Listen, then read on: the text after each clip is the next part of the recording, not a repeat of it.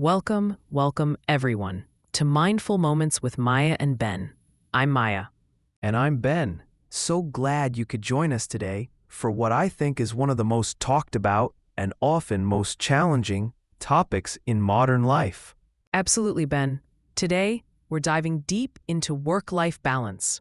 It's a phrase we hear constantly, but what does it really mean? And more importantly, how do we actually achieve it, especially when life feels like it's constantly pulling us in a million different directions? That's it, Maya. I think a lot of people mistakenly think work-life balance means spending exactly 50% of your time at work and 50% on your personal life.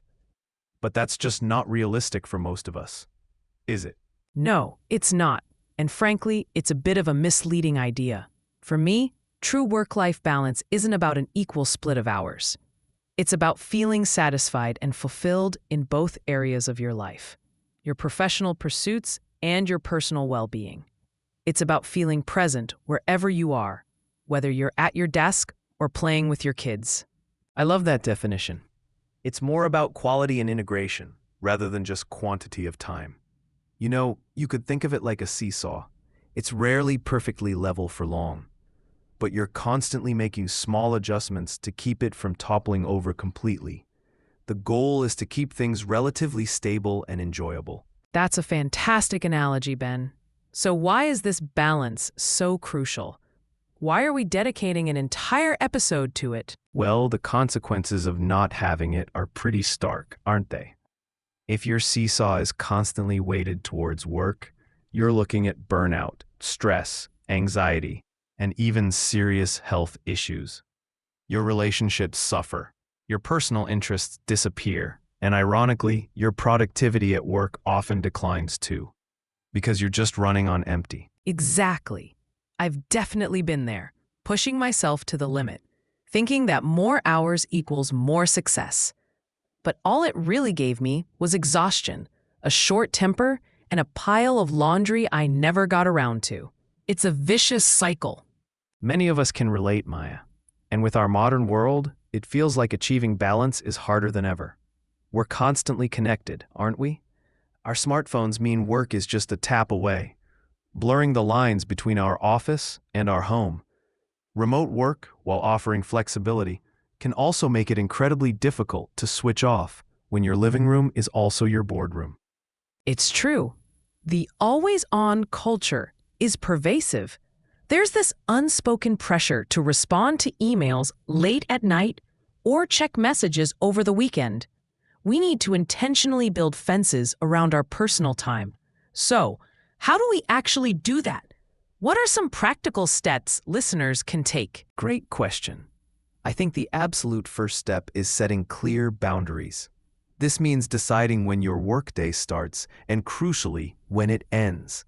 If you work from home, try to have a designated workspace, even if it's just a corner of a room. And when your workday is done, shut down your computer, walk away, and try not to revisit it until the next morning. That's a big one for me. I used to keep my work laptop right next to my bed, and I'd inevitably open it just for a quick check before sleep. It was terrible for my sleep and my mental state. Now, the laptop stays in a different room entirely after 6 p.m. It was a small change, but it made a huge difference. Smart move, Maya. And those boundaries extend to notifications too. Do you really need work email pings on your personal phone after hours? Probably not. Turn them off. Put your phone away during dinner. Be present wherever you are. Yes, digital detoxes, even mini ones, are so important. Beyond boundaries, I'd say prioritization and time management are key. It's not just about managing your work tasks, it's about actively scheduling your personal life too. Block out time in your calendar for your hobbies, your exercise, family time, or just quiet reflection. Treat those appointments with yourself or your loved ones as non-negotiable as a work meeting. Absolutely. And that often means learning the power of no. It's a small word, but it's incredibly powerful. Saying no to an extra project, or an unnecessary meeting, or even a social obligation you don't have the energy for, can free up so much mental space and actual time. That's so true. We often feel guilty saying no, but it's about protecting our energy and our boundaries. And let's not forget self-care in all of this. It's not a luxury, it's a necessity. Adequate sleep, healthy eating, regular exercise, pursuing hobbies that bring you joy. These are the foundations of being able to show up effectively in any area of your life. Couldn't agree more. For me, that means getting out for a run or spending an hour in my workshop building something completely unrelated to work.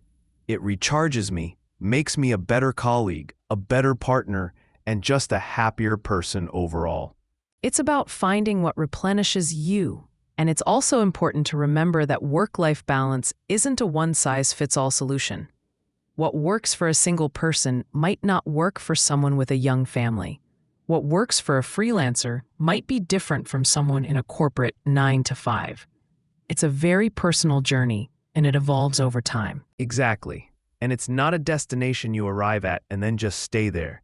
It's an ongoing process of adjustment and evaluation. Sometimes work demands more. Sometimes life demands more, and you adapt. The goal is to be intentional about those shifts. This whole conversation is actually a great example of easy conversation practice about a really important topic, isn't it? We're just chatting about something that affects everyone, using everyday language. It just goes to show you don't need complex jargon to discuss meaningful things. You're right, Maya. And it's a conversation worth having with your friends, your family, and even your colleagues.